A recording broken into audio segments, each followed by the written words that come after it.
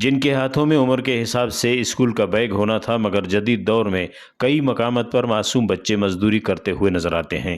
کوئی پنکچر والی دکان پر کام کر رہا ہے تو کوئی آٹوز پر۔ بچوں کی مشقت ایک سنگین اور سنجیدہ مسئلہ ہے۔ بچوں کی مشقت کی روک تھام میں والدین کے کردار کو فراموش نہیں کیا جا سکتا۔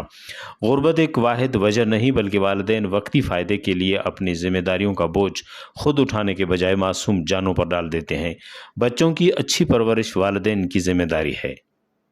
چائلڈ لیبر ایسا لفظ ہے کہ چائلڈ کو اگر ہم لیبر بنائیں گے تو ہمارا مستقبل وہ نہیں بن پائے گا۔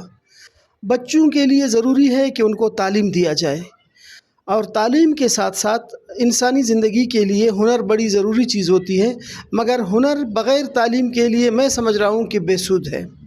تو یہ ہے کہ مسائل بہت سارے ہوتے ہیں، بچے غربت کی وجہ سے یتیم بچے ہوتے ہیں، والدین کی مجبوریاں ہوتی ہیں یا جو کچھ بھی ہے، مگر بچے کو ایک عمر کی حد تک انہیں چائلڈ لیبر ہونے سے بچانا بڑی ضروری ہے۔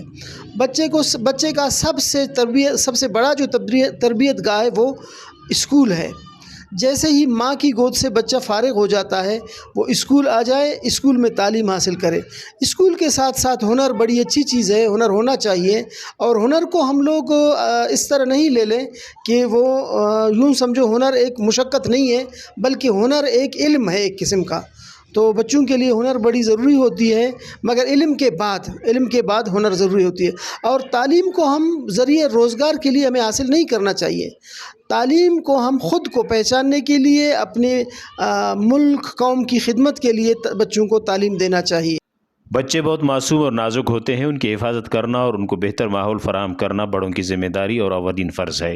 بچوں کو آگے پڑھنے، آگے بڑھنے اور ترقی کرنے کا موقع دیں، وہ آپ کو مایوس نہیں کریں گے۔ رپورٹ مرتضیٰ بلوچ، وش نیوز، خوزدار۔